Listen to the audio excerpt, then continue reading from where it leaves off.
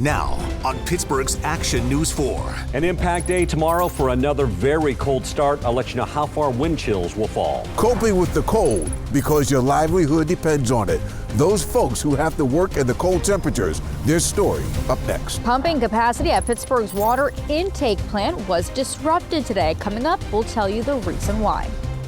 Pittsburgh's Action News 4 at 7 starts now. We are kicking things off tonight with Pittsburgh's action weather, bitter cold temperatures and wind chills today, prompting a severe weather alert day. Thanks so much for joining us at 7 o'clock. I'm Kristen Powers in for Mike Clark. We are joined by Chief Meteorologist Mike Harvey with your certified most accurate forecast.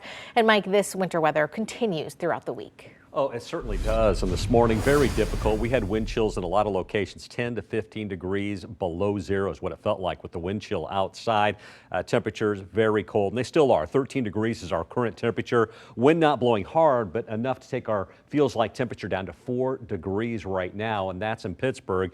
Temperatures are in the single digits in places like Du Bois at 5, 9 in Butler, Clarion, and Newcastle, 7 in Franklin. You add in the window, and it feels like 6 below zero in Franklin, 1 in Indiana, 3 in Monroeville, Greensburg, and Somerset feels like 2 degrees outside right now. Now, as we go through the next 24 hours, in the morning, we'll have wind chills down around 0 once again. Low in Pittsburgh down around 8 degrees, but we'll do much better in the afternoon. Now, we will have a couple snow showers off and on through the day, but our highs tomorrow will be reaching the mid-30s. Today, we only hit a high of 17 degrees, so at least we'll be improving in that realm, and that will also be the case as we go into Thursday, later in the day, close to the mid-30s, and then the next blast of frigid air moves right back in. Friday is going to be a cold one. It is going to be brutal on Saturday, low temperature of 1, high of 12, wind chills likely around 10 to 15 degrees below zero on Saturday morning. We'll have more on your weekend forecast coming up in just a few minutes. All right, Mike, see you soon. And today, ice building on the Allegheny River, causing a blockage at the Pittsburgh water intake, impacting water service in parts of the area. The blockage forced officials to call in a barge and tugboat to break up that ice. Pittsburgh's Action News 4 reporter Yasmin Rodriguez has the very latest from O'Hara Township.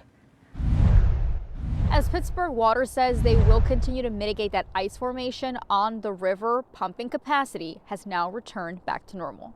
A barge and tugboat came through to break up the ice and debris that it could access earlier this afternoon.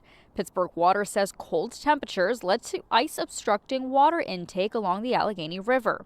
That obstruction reduced the volume of treated water produced at the treatment plant. Although ice in the river is very common this year, the company did say that this particular incident was unique because the ice obstruction was not easily cleared from the intake. They go on to say that different tactics will still be used to mitigate the situation, including manually breaking ice from above, hosing to keep ice away from the intake, and mechanical efforts from a barge. Pittsburgh Water says they will continue to monitor the situation, but say that no damages have been reported and no customers were affected by an outage. Covering Allegheny County tonight in O'Hara Township, Yasmin Rodriguez, Pittsburgh's Action News 4. Yasmin, thank you. And those workers at the water intake were just some of those braving these cold temperatures today, simply doing their jobs. Pittsburgh's Action News 4 reporter Sheldon Ingram spoke with other outdoor workers on how they were prepared. In the spring, flowers bloom, but in the winter, ice forms on the rivers, and some people have no choice but to work outside in these frigid temperatures. Winter has dug in with punishing temperatures, but life must go on. It can be challenging for people who have to stand and wait for public transportation. It's even a bigger challenge for U.S. Postal Mail Carrier Kelly Kircher. She's delivering mail with temps in the low teens.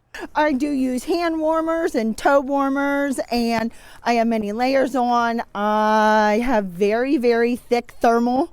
So that all helps me a lot. So on a day like today, that is this cold, I have 3 pairs of socks on, 2 pairs of pants, let's see, 1, 2, 3 shirts, and 2 coats. You got what, 4 layers? About 4 layers, yeah.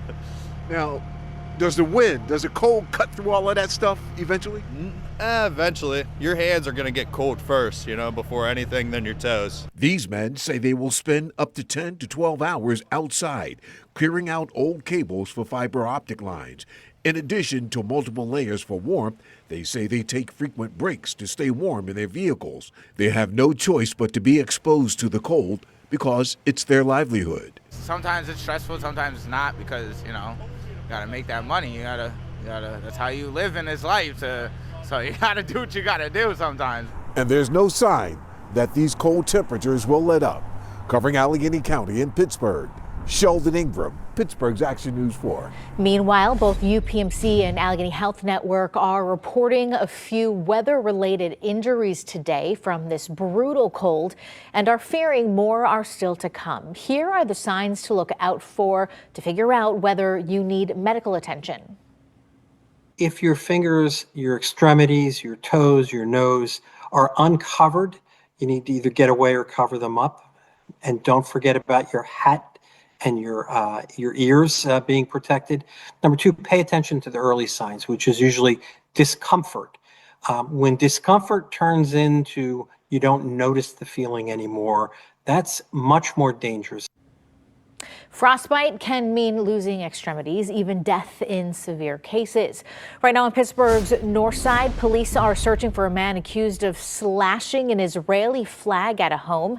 They say it's the third time in 2 years that it's happened on that street. Pittsburgh's Action News 4 reporter Kaylee Gunderson spoke with the victim of the vandalism and shares how the Jewish Federation is responding in what they call an anti-Semitic act. The woman who lives there tells me this act of vandalism is blatantly anti-Semitic, and it's not the first time. She says her home has been targeted by something like this. She and the Jewish Federation of Greater Pittsburgh sharing their messages to the community tonight. It is scary, but I'm more angry than anything else, and it's important that I speak out, in part so that we catch this person, right, and in the hopes that someone in the community can identify him, but also because these crimes shouldn't happen. We have free speech in this country. Everyone's entitled to their opinions, and we're all entitled to disagree with each other. You just can't come onto somebody else's property and cause harm. A new Israeli flag placed outside Dina Blumenfeld's North Side home, replacing the one she proudly displayed there just a few days ago, found slashed. Surveillance cameras captured a man slash the flag, then get in his 1980s white Toyota truck and drive off. Police said the license plate was covered with blue tape when he stopped on Blumenfeld Street. Community Security Director with the Jewish Federation of Greater Pittsburgh, Sean Brokos, sharing this message to the Jewish community. I'd like to ensure the Jewish community, we are on top of this. I believe the community is safe, but sometimes it may not feel that way. When somebody takes this kind of brazen action directed right at your home for simply hanging a flag for a country you've chosen to support, that's not okay. Pittsburgh police ask that if you know any information about the suspect, that you give Zone 1 police a call. Covering Allegheny County tonight on Pittsburgh's North Side, Kaylee Gunderson, Pittsburgh's Action News 4.